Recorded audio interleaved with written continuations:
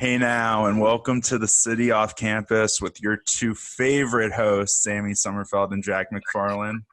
Jack, how are things going so far on campus for you? I don't even know if it's even on campus anymore. Like, this is complete anarchy going on. Like, I'm sure everyone knows Iowa City's like top 3 in like hot zones for COVID. Living here right now makes it really feel like that because there's really not a whole lot anyone can do. Nobody really knows who's sick and who's not. So you kind of just sit inside and hope you're not sick. Yeah, and you got no summit, no airliner, nowhere to go, nowhere to I'm basically refuge. off. I'm basically off campus while on campus. Yeah, and first we just wanted to apologize for our late postings because of the fact that we returned to school last week. We also launched our Fireside website. It's the cityoffcampus.fireside.fm. That's our website where you can find our podcasts on Apple Podcasts, Spotify, YouTube, and our social media outlets. Yeah, we're sort of a big deal now, I guess some Yeah, people we're could kind say. of big We're time. official. We're official. And we have a few podcasts that will be launching real soon. And Jack, you want to just talk about what happened in sports this weekend with the two coaches, and then we'll go into introducing Yeah, our guests. so I feel like 2020 just cannot get any worse. Hall of Fame basketball coach Lute Olson and John Thompson just have recently have passed away. Two absolute legends, Hall of Famers of coaches. Um, you know, Lute it, it, Olson leading the Hawks to a Final Four in the 80s. I don't know how it can get any worse. You just get two Hall of Famers like this. You know, John Thompson, the first African American head coach to win a major collegiate championship. A figure like him would be perfect for what our country's going through right now in 2020. He was a trailblazer for all African American coaches in college basketball. He was the person that made Georgetown seem like an HBCU when it Yeah. was very clearly not an HBCU. It just proves the impact that John Thompson had, and it's a shame, not a shame, but it's just really sad to see someone like him go so unexpectedly. Everyone has always something good to say about him, and same with Lute Olson. I mean, you can't Two find enough good legends. things to say, seriously.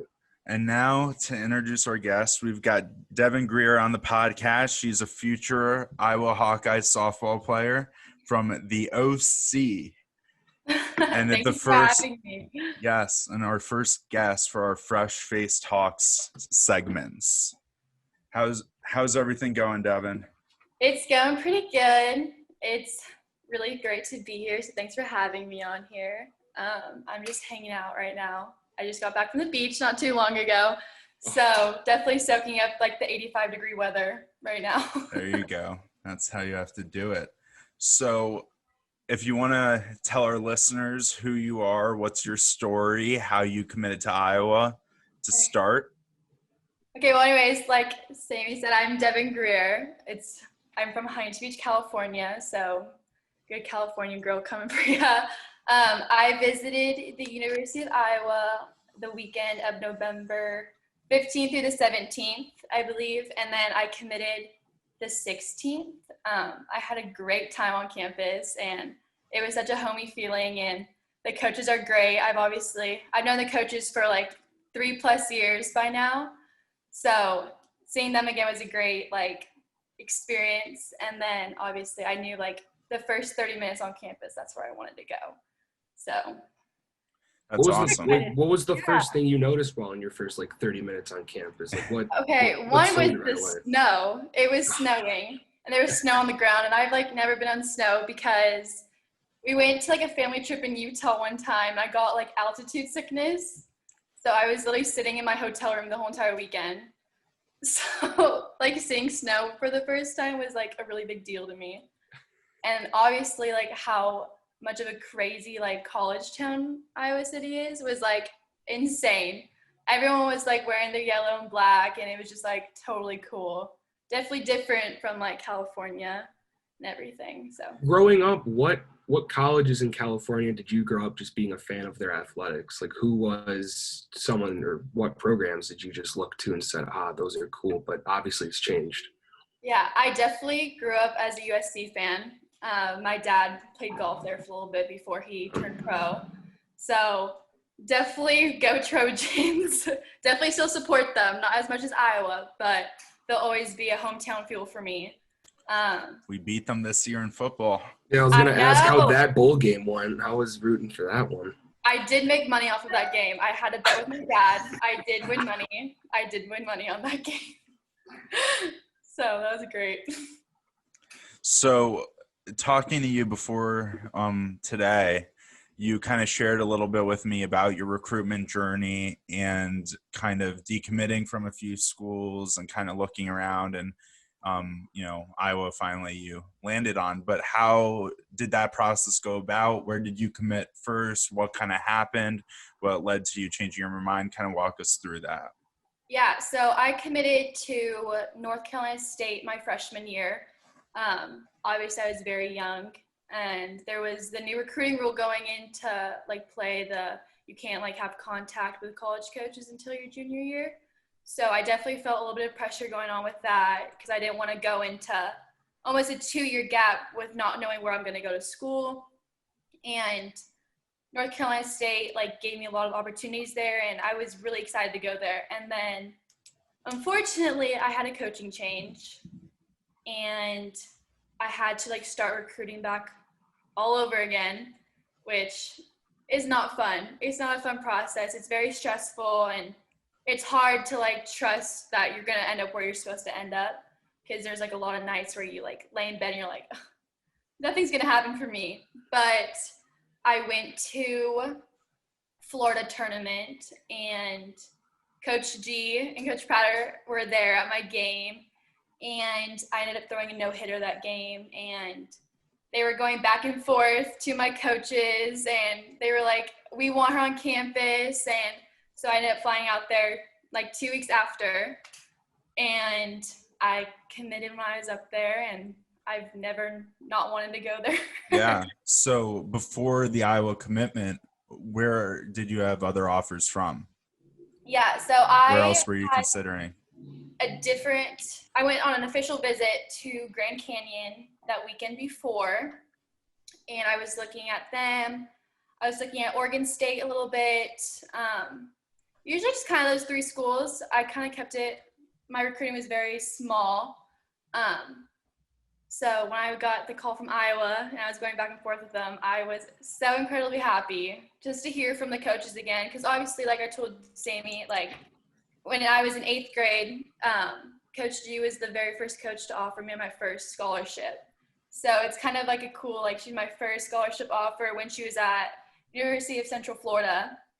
And then now she's my last scholarship offer at Iowa. It kind of comes around full circle. Full circle. My dad totally had if gut feeling or something like that they were going to come back around, and sure enough they came back around, and now I'm going to go there next fall. Yeah, that's awesome. So what was the hardest part about decommitting when you decommitted from NC State? The hardest part was definitely telling the coaches, because you hear so many bad stories about when you tell your coach I kind of had a change of heart and I don't know if I really want to go there anymore. You hear coaches becoming totally crazy on the player, and so that was really hard for me. And it's hard too because you buy so much gear when you're going to school, and I still have all my sweatshirts from there, and my dad has his, so it's gotta put that at the bottom of a pile now. So that was definitely a hard process, and I didn't even know where the head coaches ended up at all. I don't even know where they are or any of that. So that was definitely the hardest thing I've honestly had to go through with softball. Yeah. So I just wanted to throw something in there. We're going to go back to softball talk, but we did some digging online about you, and we saw that you were on Inside Edition. So what was that story about? How did that happen? Give us the scoop. Okay, so I was, that was a couple years ago, and I was walking down the beach, and we have US Open every year. I don't know if you guys heard of it. It's a big surfing competition. So many people are there. You can't even park downtown. You have to walk 10 miles to get a parking spot. And So I was walking around where that usually happens, and I like stumbled across a wedding ring, and I was like, oh boy, like, I don't know what to do with this. And I was like, I don't know, maybe like 13, 14. And I was like, ooh, a big diamond ring. And I ended up taking it home because I wasn't just gonna like leave a ring there. Like, that's just weird. And so I told my mom about it, and I was like, Mom, like, I found this ring. I kept it for like 2 days because I didn't know what to do. I was like so shook. And Did you ever think about just wearing it out casually and seeing if anyone would just oh my God, notice yeah, it? I think I flashed my bling at everybody. No, but like, so I took it home and I told my mom about it, and she was like, okay, well, we should post this. So we have a Huntington Beach forum where you post like a whole bunch of like your stuff that you like find, or like updates, like when there's like a shark sighting, which there was like last week, and stuff like that. So she posted it, and our family friend like reached out to us and was like, hey, like, our friend lost her wedding ring like 10 years ago. Like, I know it's probably a long shot, but maybe we can see and like try it out. So the lady that the family friend told us about, she like reached out to us, and she was like, oh, like, I lost my ring. And I was like, well, can you describe like where you lost it and all that stuff? So I told him about it. Hi, Dad, you can leave. And I told him about it, and so she like texted us, and we were going back and forth, and she ended up living in Cyprus. So when she like reached out and everything, we were like, okay, can you come over to the house by tonight? And she came over to the house. She brought her husband and her daughter and then her newborn son. And so we tried the ring on, and it was like a perfect fit. And it was like the strangest thing. And we were like, well, can you bring pictures and all of that? Because like, I'm not just going to give you like your diamond ring kind of thing. Like, but it just sounds, It's your ring now. yeah, I found it. Finders keepers. But so she came over, and it was like insane. All of us were bawling, crying, and her husband and her, like, they never bought a new ring after they lost it, because like financially they just couldn't do it and everything. And so when we found out it was her ring, he like got down on one knee again and like proposed. No. And it That's was good. it was such a tearjerker, and I'm like sitting there, I'm like crying and you know all of Really that. fun. And I remember like 2 weeks after the situation, Inside Edition like called my mom, and they're like, hey, we heard about this story, like, can we do like a story about it? And I'm like in like geometry class, like, oh my God, like, Mom, I'm gonna be famous. So I was on my way to Palm Springs one day, and we met the lady at her work, and then like CBS, I think it was there and everything, and we did like a whole big story on it and all of that. I still have like my friends will go find it on like YouTube, and like they'll send me pictures. I'm like, I'm so embarrassed. Hey, like, it's so long ago. It's a fun fact about yourself that you can always kind of throw in there. Yeah, believe me, once you get to college, there's going to be so many icebreakers that you have to do for classes. Yeah. And then you have to be like, oh, what's one fun thing that nobody knows about you? And you could just say, hey, I was on Inside Edition. And it's so weird because it's like, I forget that it even happened sometime. So like bringing it up is just like, oh my gosh, that actually happened. Like, that's crazy. That's awesome. Like, yeah. But. So going back to Iowa and your process to committing to Iowa, what was your reaction what was your friends' reactions when you told them that you were going to Iowa out of all places? Like, you know, just for me as a Florida kid, I got, you know, all my friends lovingly made fun of me so much who didn't know about Iowa, because it's just the Big Ten is not the SEC down south, or like how the Pac-12 is for you. So they were making cornfield jokes for days and years. So like, have you experienced that stuff, or how have they responded to your decision? Yeah, so originally my sister wasn't on my visit, and she was flying down here like a week later. So originally I had every like intention to keep it a secret kind of thing for like a week and a half, a week.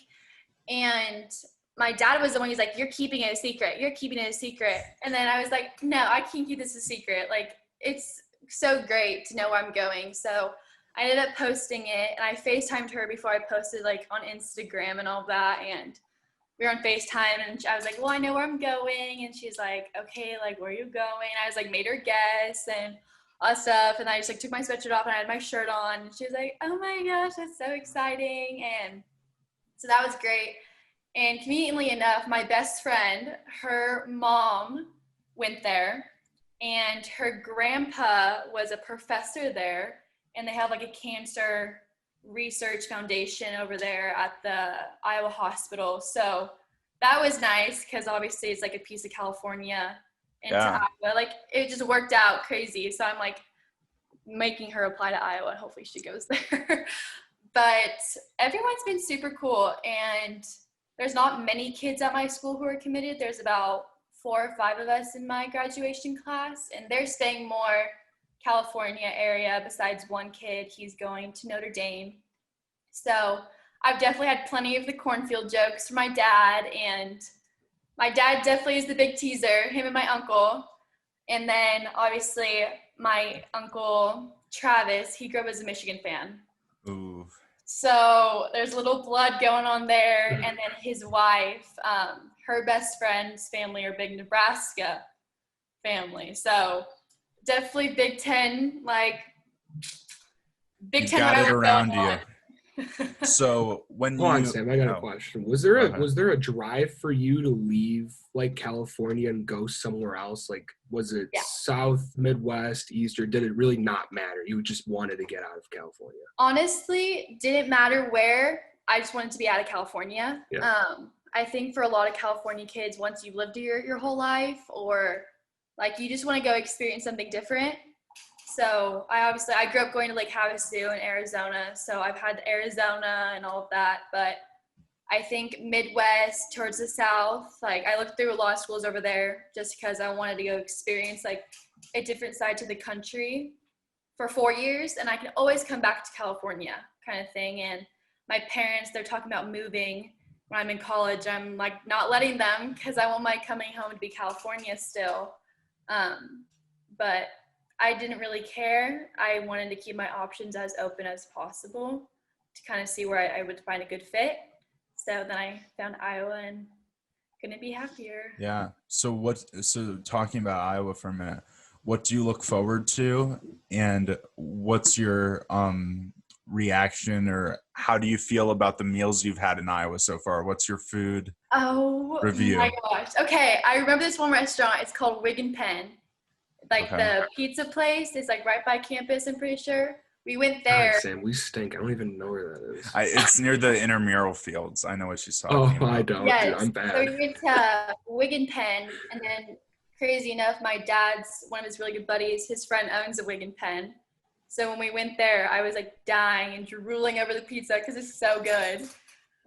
And like the food, we went to a like athlete dinner before the football game, and they like catered it, and they had like smoked like briskets and like all this stuff. I'm like, oh my, this food is amazing for one.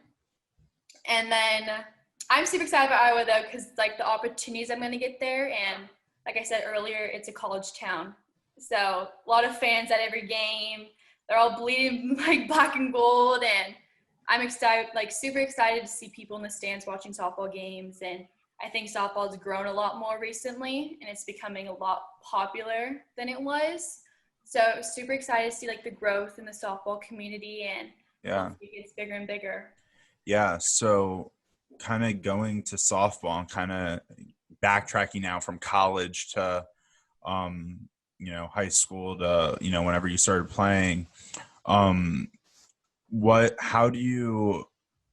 did you get here, basically, is what I'm trying to ask. Is how did you end up here? What was the training that went into it? What's the dedication? Kind of talk about that, and what drives you too. Yeah, so growing up, I played soccer as well, and then I played softball all like same time, same seasons and all of that. I got really hard, and eventually I had to choose. So in middle school, I was driving to San Diego like 3 times a week, which is around an hour, 45 minutes, 2 hours just for practice there and back. And unfortunately that team kind of folded over and kind of ended. So I've been with Athletics Mercado at Temecula for the past 5-6 years, I believe. It's about a 2-hour drive still. I just literally got back from like a practice in Hemet, and it's like 95 there, and I'm just like, oh boy. But it definitely takes a lot of dedication, and I've definitely had to give up a lot more than most average teenagers, I'd say. I have to wake up at 5:45 almost every weekend to get there at an 8 o'clock practice, and half the time like skipping breakfast because I'm so like scared I'm gonna miss like a freeway exit and like cost another 30 minutes. And it's very rewarding though, because it's like you give up so much but you also get so much back, because you're not very common like kids from my area getting scholarships to go play sports in different states on the country, and it's just very rewarding. And I think my dedication comes from like, obviously I love getting better and seeing improvement in myself, and seeing like when we like radar gun ourselves when we pitch, so I'm a pitcher, like seeing an extra mile per hour that higher, it's like only 1 mile an hour, but it's like the world of difference. And I would never be where I am because of my parents. Like growing up, they drove 2 hours, like I said, 3 times a week. They're like high-fiving each other at 11:30 at night because my sister played soccer. So family time was like non-existent growing up kind of thing. So vacations kind of help as a family, and I'm so grateful for my parents. I can't even, thank you's not even enough. So I definitely owe it to them for everything I have. That's awesome. Yeah. So with training and with the dedication you have to put into the game, do you have a diet and stuff you have to follow too when you're training, or is there anything there? Is it more you can be a kid and kind of eat whatever you want? I wish I could be a kid and eat everything I want, but I'm trying to like cut down because I'm a big bean and cheese burrito kind of girl. I love bean and cheese burritos, but definitely just trying to eat like salads, your proteins, like your chicken, your steak, and then like make sure chocolate milk is a big one. So after working out, I always chug a chocolate milk. Don't know the theory behind it, but it works. So try to do that, try to work out as much as I can. Like with Mondays, I have hitting lessons. So like tonight I have a hitting lesson. Wednesdays I have like Temecula practice, so 2 hours, and 2 hours back. I get home at like 12 o'clock at night. And then obviously weekends practice. So gotta stay healthy because your body, especially when you play sports, is very important. So you gotta keep it nourished and everything. Yeah. What's your greatest strength and what's your biggest challenge? Oh, biggest strength. Honestly, I think keeping a positive attitude when you make things like tough. Like when you're at practice and you're running poles, like you like want to cry half the time because it's like right after like a 3-hour practice and you're like dying and all of that. But my strength is just kind of keep a positive attitude. I think positivity and like mental health, as long as you're positive, you can like persevere through a lot of things. But also on the downfall is I'm very hard on myself. So say I give up like a home run, like I'm like pissed the rest of the game instead of like just turning the page. Everyone says just turn the page, turn the page, turn the page, but it's hard to turn the page sometimes, you know? And it's like, it's always in the back of your head, like the batter comes up like next 2 innings after and you're like, oh, she just hit a home run off of me. And then now you're all tense and it's like you're throwing like 5 miles an hour slower than usual. So how do you keep your mind focused on the mound, and what's your mentality or your mindset when you're pitching? Yeah, so I try to, my big thing is I smile a lot when I'm pitching, like a Oh, bad that's got to be the worst to bat against. I could not, if you were smiling at me, like take it all seriously. I could Jack not. would get so mad. The worst is like when I umpire. could not. I don't know how people.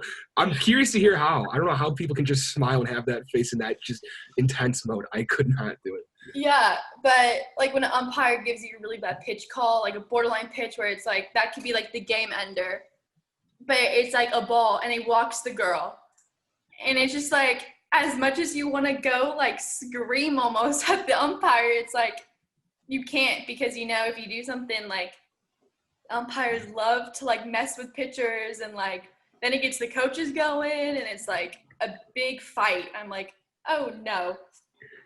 but smiling kind of helps with me personally.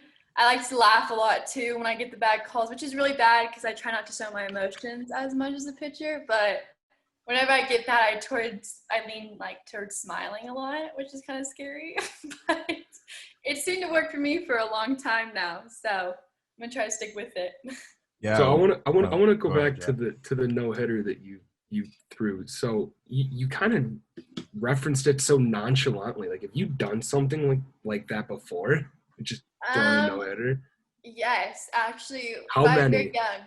I was in Oceanside for like Little League All Stars, Okay. and it was the championship game. And my coach John and my dad, they were coaching like our little rec ball team, and they're like, "I'll give you $100 if you strike out every girl this game." And then my coach goes, "I'll double you on that. I'll give you $100 too." And sure enough, I struck out every girl for 21 outs. I struck out every single girl. I got my $200, and I was like 8, and it was like the biggest like accomplishment of my life. I still remember it. Wow. It was so crazy. And then obviously the one in Florida means a little bit more to me personally, just because Coach Renee was there and everyone was there. So that was great. Did you anticipate, like, did you have the feeling that you were just gonna throw a no hitter that day, or it just happened? The Honestly, second one I'm referencing. the sad thing, if I'm being completely honest, that was like, I feel like it was like our third or fourth game of the day, and all of us were like, can we just like skip this next game? Because there was rumors going around that we were gonna like not play it, because obviously we had a lot of flights home going like that night, and we had like just enough girls to play. There was no one on the bench between innings. Everyone was playing. We had to borrow some girls from like other teams and everything. But I remember my coach came over. He's like, "You're pitching this game. Like, go throw." So I had like a 5-minute warm up, and I'm like, "Let's just go." I put my hair in like a big bun on top, and I was just like, "Let's do this." And I had such a good, when you get in like that rhythm in something, whatever you're doing, you just like in that rhythm. I was just in that rhythm, and I was game face. And I remember very vividly, there was this one girl, she kept like fouling off balls. And I was like, "Can you just like swing and miss, please? Like, seriously." And I threw a beautiful screwball and struck her out, and it ended the game. And I was just like, yes, like I just did that. And it was like the best feeling ever. Then we're like running to the car after the game to go catch our flight. So it was like the most eventful day ever. Yeah, that's really awesome. So for games like that, or just your normal average AAU or high school game, what's your pregame routine? Pre-game routine. Or So do you have one? Or, I mean, not have one? I try not to be super like, I need to do this, I need to put the right sock on first before the left. I try not to have many superstitions, just because like, say my superstitions, like I go to Chipotle every game, which I don't, because that just will like, no, never. I can't do that in some states, because like some states don't have Chipotle or something. So I try to just be like very nonchalant. I don't really have a pregame anything. I always wear mascara for a softball game. For high school games, I always have mascara on. But travel ball, I'm just like throw my hair in a ponytail, like let's just go. So not necessarily super superstitious Do here. you listen to music before games, before you pitch, whatever? No. Honestly, no. I just like go and like play. I have like the best travel team ever. We get along like we're all sisters, and you just show up, and usually my friend Quincy will come sit in the car, and we'll like talk a little gossip with each other before the like practice or game. But usually that's like pretty much it. I'm not super superstitious. So speaking of your AAU team, can you speak a little bit about that for us too, about how you got on that team? I know you told me recently something about how you guys are ranked like number 1 or something now too. So kind of go into all of that and give us the scoop. Yeah, so I started with the organization in 12U, and then kind of built my way up to like different teams in the academy. And last year was my first year on the 18U Gold team, and we just won nationals in Oklahoma, which is super exciting. Usually like the big we call it PGF. It's in Southern California. It's like 5 minutes from my house, the fields, which is just like super nice. That ended up getting canceled this year because of coronavirus and all that. So that was really sad. So we booked a trip to Oklahoma and we played Georgia Impact and we went to extra innings, and Quincy, the girl who usually comes in my car, she had the game-winning hit, which is so great because she's been on this 18U team for 11 years. Oh, wow. She's gone up from age division to age division. And it was so cool seeing her, like, have the game-winning hit. So she's a senior this year as well. But we definitely worked our butts off to get where we are today, and super thankful. We have a brand new team this year. So we've only had about 3 practices this year.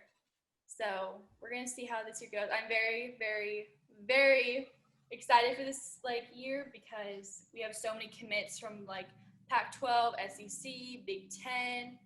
It's crazy. I think almost every single girl on our team's committed.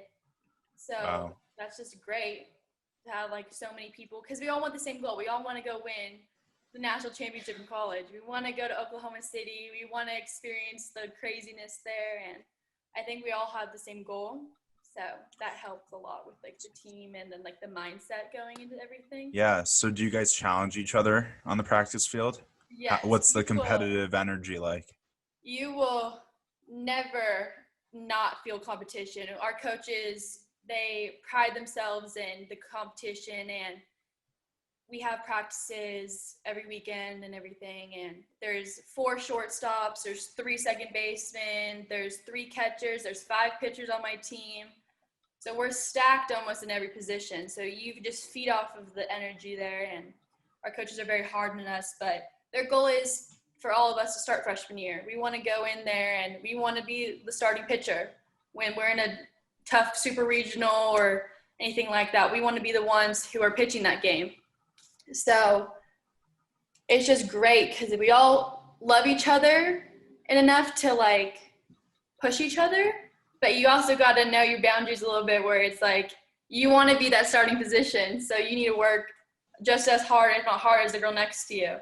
So it's great. It's a good atmosphere to be in, definitely. Yeah. So you've talked on and off the air quite a bit about how you want to start as a freshman in college. What stems from that goal? What are some of your other goals for your college season, and what are your goals for this year? Yeah, definitely.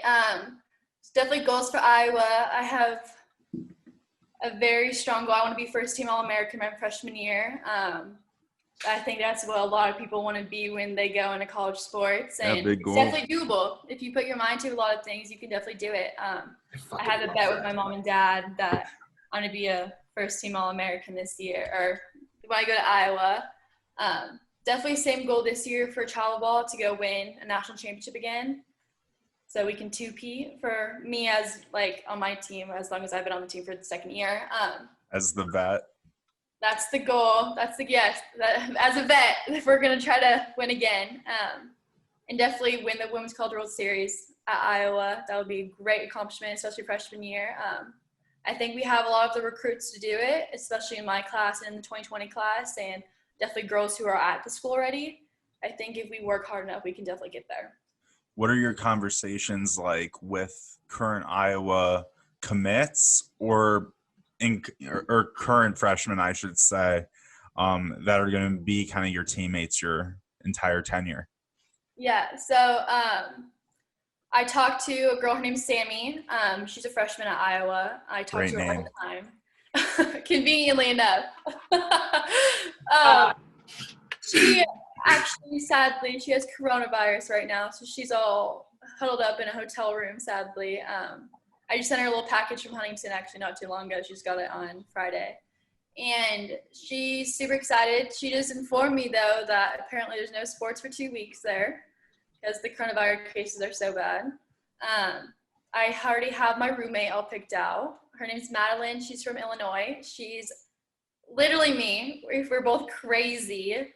So hopefully I'm trying to go out there in November, hopefully, or something like that. And she's going to try to come to California so we can get little bits and pieces of where we're both from, hometown. I talk to her almost every single day. I FaceTime her all the time, and we have a really good 2021 class. We have a group message. We talk to about it like all the time together, and it's really cool. We have really fun chats going on in there. We'll send like little goofy pictures and kind of keep everyone updated. We talk about it almost once a week, try to, just so we get to know each other a little bit better. Yeah, build that chemistry. Build the chemistry for sure, yeah. Yeah. So while you're traveling, I'm sure you do too much traveling. Like, what do you do to pass the time? Yeah. Like, you can't just sleep all the time. Like, do you watch Netflix? Do you write? Like, Music. No, she doesn't listen to music. Like, what does she do? Yeah, well, speaking of traveling, I'm going to like Arizona, Texas, Oklahoma, all this fall. I go to Arizona in 2 weeks. So Okay. road trips with Dad, definitely. I put my AirPods in and I listen to my own music because I don't want to listen to like Elton John and everything on the road trips. So most importantly, what do you listen to?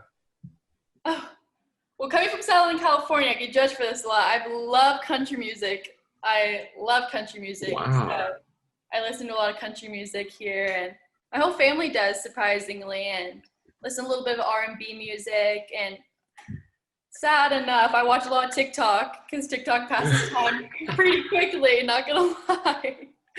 I do that, and then just like Snapchat friends and road trips, and definitely on flights. I try to sleep a lot on flights because we do a lot of team bonding trips. So when we just don't go with our parents, we all stay in the rooms together, and it's usually 4 to a room. So there's not much sleeping going on, sadly. So airplanes are definitely where you try to catch up on your sleep. Yeah. A question I have that kind of came to me just now with all the AAU travel you do and winning the national championship and all that type of stuff. How important are rankings to you or stats or that type of stuff as a team and individually? Yeah, And what's important to you as an athlete? Stats definitely don't lie, and you try to have the best stats as you possibly can because, say when you're getting recruited, like they look at that stuff. But honestly, I feel like softball and like baseball, for instance, a lot of sports actually, you're going to fail a lot more than you're going to succeed. Like you can be an All-American and bat 300 and you're going 3 for 10 and that's an All-American. Like, so definitely try not to get too caught up in the stats just so I don't have like the doubts where it's like, oh, maybe my ERA right now is like a 3 point something, like, because you don't want to have that bad like mental headspace going on when you're pitching.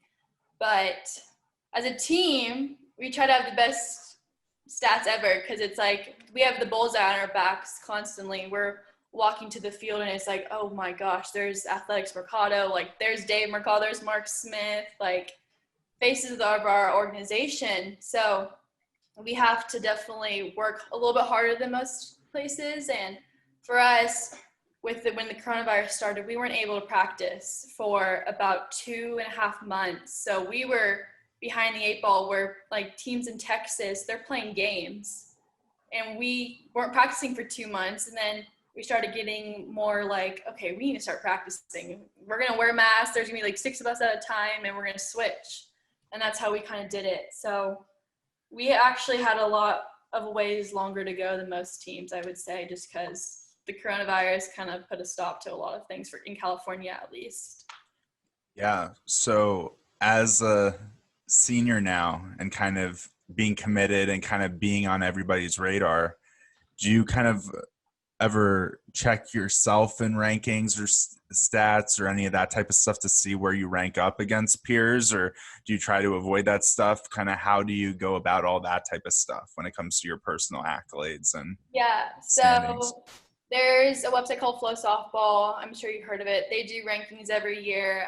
They haven't came out with it yet. I just try not to pay super like close attention to that just because someone else says, oh, you're ranked 30th in the country, you're ranked 70th in the country. Like, they can say that, but anybody can beat anybody in a day. You never know who's going to show up. You never know if one day you're not throwing as hard as usual, or one day you're going to play a team where it's like they're hitting home run after home run after home run. So you never really know what's going to happen in my perspective. So I try not to focus a lot on what outsiders have to say. But that's just kind of usually how I go about stuff like that. Good mentality. And what about on field mentality? With when you're on the mound, we talked about what kind of goes through your head, but how do you deal, and we've talked about no hitters and all the awesome stuff to talk about, but when situations on the mound don't go your way, how do you handle it and what's your mindset?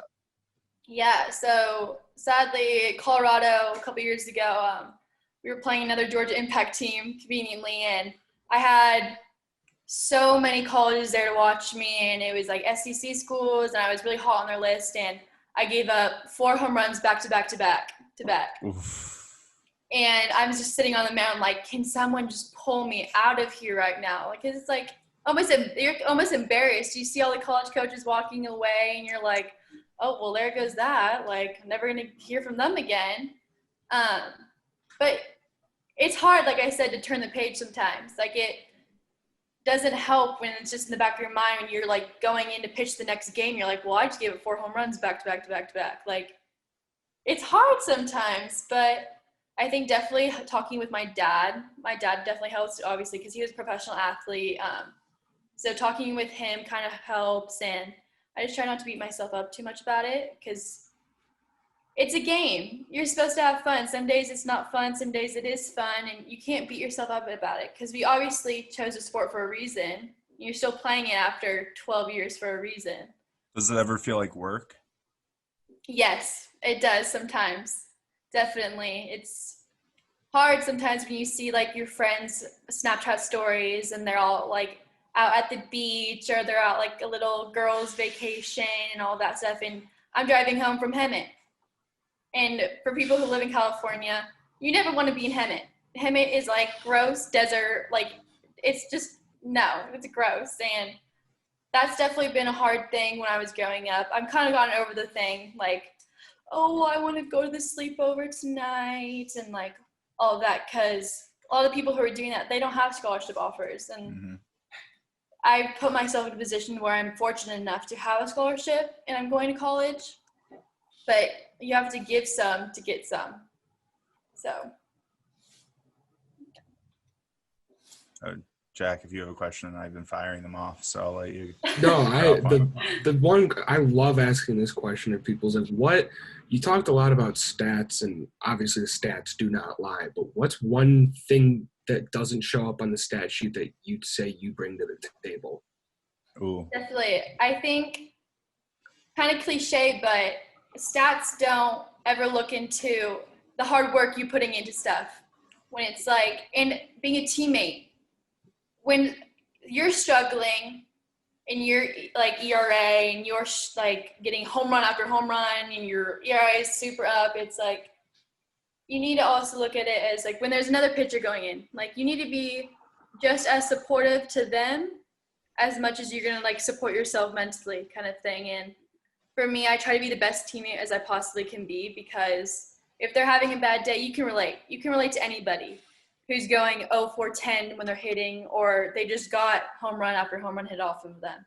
And I think a lot of people look into stats and it's like, oh, well, you only hit like 80 this weekend. You did awful. Like, you can't beat yourself up about that, because you can come up the next day and you're like an all-star and you're like an all-American the next day. So I just try to be very positive with everything, and that's kind of what stats don't really show. Yeah, when you're talking about, making the sacrifices, which is something they also don't show, going into college next year, do you feel like you're going to have to go up more sacrifices, or do you think you will kind of have to give up the same amount you've kind of had to give up now, or less? Yeah, I honestly think I'm going to have to give up as much as I've already given up. I know college is really known for like all the partying that goes on and stuff like that, but no. There's none of that goes on. Not even at Iowa. None. Jack just goes to the library all day. That's all he does. Library and sleep. Yeah, but I think it's going to be definitely hard, but I'm there for it's like a business. College sports is like a business. You're investing hundreds of thousands of dollars into a player, and if they're not performing, like sorry, like you're No, it fine. is. These are $100,000 investments they're just putting in the high school kids, and you're putting so much responsibility into their hands, and it is truly up to them and what they do with it. I totally agree with that. Exactly, and it's crazy where it's like you can't speak to people before their junior year, but the recruiting rule, there's like 7th graders who are committing. Yeah. I'm like, I don't even know what I ate for dinner. Yeah. Like last night when I was in 7th grade. Like, it's crazy. And people are making like thousands of dollar deals with like 12-year-olds and 13-year-olds. Mm-hmm. So I think the new recruiting rule really helped coaches and players, because you could have an incredible player when they're 12, but when they're 16, 17, they're going through high school, they could like totally fall off the edge and be like, I don't want to play anymore because they're all burnt out. So it's definitely crazy. Recruiting is just crazy. It's so stressful. It's stressful even talking about it because it's like, oh gosh, I just did that like a couple months ago. But yeah. So who are some athletes you look up to? Softball athletes and different athletes in other sports. Who are kind of your idols, or who do you craft your anything, athletic ability, mindset, whatever? What do you take from different people? Not named your dad either. Your dad doesn't count as one. Yeah. My role model is definitely Jenny Finch. She is like a softball icon. She's like the face of softball. She's been for the couple of like years now, and I'm just lucky enough. Her dad's my pitching coach, so I've met with her. I've hung out with her family, and she's like the most wholesome person ever. And she would never like not say hi to you. She's just so genuine, and it's crazy. So I've been really fortunate with the coaches I've gotten to like experience like meeting your idol, because it's like growing up, like, you know, some people like who play baseball, like I like Derek Jeter, I like A-Rod, I like Altuve, like all these people, and it's just Nobody like, says they like Altuve. I knew Jack was gonna say that. I used to love Altuve, and then the whole like cheating scandal happened and everything. It's just like, what the heck? But definitely Jenny Finch is my role model in like a lot of aspects in life. What about outside of softball? What athletes do you kind of look up to or look at? That's a hard one. Well, I love Derek Jeter. I love him. I love Chris Bryant, because I just think they're such like icons in the baseball community. Oh, Jack, do you hear that? A Chicago Cub. Sam, they're some of the most attractive like baseball players ever. I don't want to hear this Chris Bryant slander. Chris Bryant, and then like obviously VP? I support the Angels because California. Like Mike Trout, he's always a great one. He's always a face. And Jack, who's their manager? Madden. Cub. Yeah, just one. Yeah, he's doing a great job in LA, Sam. Let's not get off topic. Doesn't have much to work with. Okay, nice. He's got Mike Trout, Sam. Let's not get away from this interview. That's another debate, I guess. But okay, Mike Trout. Who else? Any others? Growing up playing soccer, I loved Alex Morgan. Okay. She's just she's insane at soccer. She's a baller. She's a straight baller. I loved Cindy LaRue. Her story was really cool because she was born and raised in Canada and came over, and now she's on the women's soccer team. And like when they played Canada, like the big like drama almost that was going on during the game, and she was definitely someone even my mom really looked up to, because she's just such like a cool person, and now she has 2 kids and all that. Yeah. Looking up to these female athletes, and as a female athlete, what has your experience been like compared to, you know, your guy friends who play sports, or like, have you ever had any adversity just being a female athlete or anything from that? Yeah, well, obviously there's always those baseball players who are like, I'm going to take you 350 dead center. Like, there's always those people, which is so annoying half the time. It's just like, really? Do you ever just tell them to step into the box and like take it Yes, out? I have. And I've done it before, and I strike them out, and then they just like sit there and mope. And it's just like, good. Okay, whatever. But I've had really good baseball friends, actually, like really supportive. They come to my games, and they're just super cool. And I think, especially nowadays more than ever, women's sports are getting a lot more popular, and people definitely tuning in more and giving like women a fair chance. in a sense, but I think we still have a lot of ways to go. Yeah. So just a fun question to throw out there. What are your favorite movies, or what are some of your favorite sports movies, even more specifically? Okay, sports movies, obviously The Sandlot. The Sandlot is iconic. Definitely watched The Benchwarmers. I loved that movie for a while. I don't try to watch a lot of movies because I don't try to spend a lot of time watching TV, but my parents are super into like Netflix series, so whenever they're watching Netflix, I'll like watch certain episodes with them, and I'm like, okay, I'm over this. I'm going upstairs. But Watch I find myself TikToks. sometimes, yes, and I watch a lot of softball video, like games. I rewatch games. I don't think there's a game on YouTube I haven't seen, so I watch that a lot. Like my best friend will be over here, and we'll just like lay in bed. I'm like, okay, sorry, but I'm watching a game tonight. And she's like, okay, like whatever. And she doesn't play sports, so it's kind of like she's like, I probably doesn't even know what's going on, to be honest. But So you're just obsessed with softball to the point where you're literally just watching highlights and games for fun. basically, I went through a stage where I watched a lot of volleyball games because I played volleyball in middle school, and I thought I was going to be like amazing, go like Stanford for it. But I definitely watched a lot of volleyball, soccer every once in a while, but I just don't understand why guys like they get like touched and then like they do like backflips and like they're like throwing their hands there. I can't watch it. It's so annoying. I can't do it. You think you could see yourself going into coaching afterwards once your playing career's finished? I asked just because you seem so just in love with watching like the nitpicky parts of the game. Like you find any time you can just to watch it. You are a student like of softball. Yeah. I could definitely see myself coaching. Definitely. But I also have a lot of other careers I'm looking into. So I think in college it will help me develop which route I want to go to, and I think there's no better coach to learn from than my coaches at Iowa. I could see myself as a coach, though, somewhere in the softball community, hopefully college softball, because college softball is just so much fun.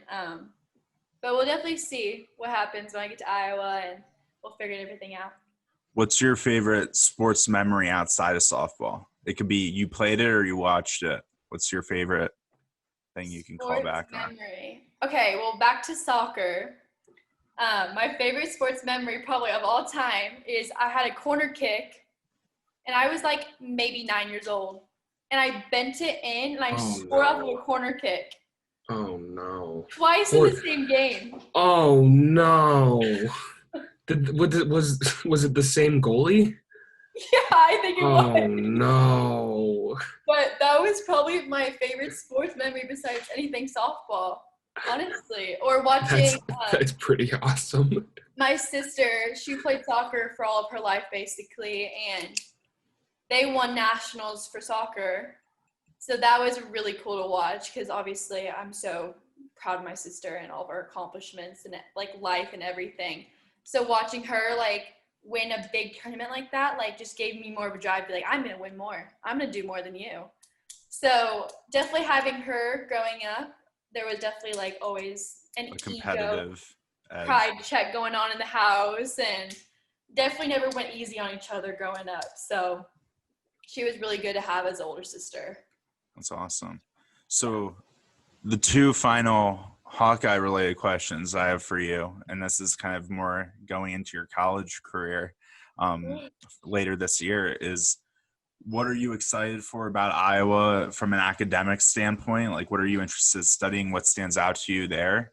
And what's a fact about you that you think Hawks fans should know and look out for? So obviously with the Iowa education, I'm super excited to hopefully go into a sports management major, handle like the business side a little bit more to sports, and that's one route. Maybe going into coaching, like you said. We'll see what happens with that.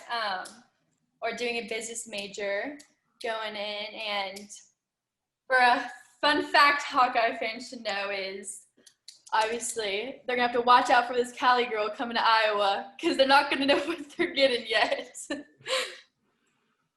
Okay. So, Jack, do you have any other questions you'd like to ask her? I'm all out. Oh, Jack, you know who teaches coaching at Iowa? the legend AC Earl. Well, Devin, Hawks fans are going to be excited to have you on the team next year. We definitely would like to keep following you along throughout this year, see how your season goes. And, now you're kind of on Hawks fans' radar. So we appreciate you coming on. Definitely. Thank you guys so much for having me. So much fun to talk about Iowa and how great of a school it is. Yeah. Jack, anything you want to add and then you want to close out? No, I don't have anything else, but we will have this posted for you guys, by Wednesday? Wednesday? Tuesday, cool. Wednesday. Yeah, you'll see it by the beginning of the end of the week. We're going to get back into a rhythm, guys. Like, obviously, it's not just the teachers and instructors have to figure out this e-learning. Like, if they don't have it figured out, then odds are we don't either. So we're all trying to get on the same page here with school. But as always, definitely not the same time, but same place. Like Sam said, check out the Fireside link. It's going to be on all of our social media. Way easier to listen to the podcast, Spotify, Apple Podcasts. And you can search us on stuff. Apple Podcasts and Spotify. Yeah. So we're kind of a big deal now if you guys didn't get the memo, but not same time, same place. We will see you guys later.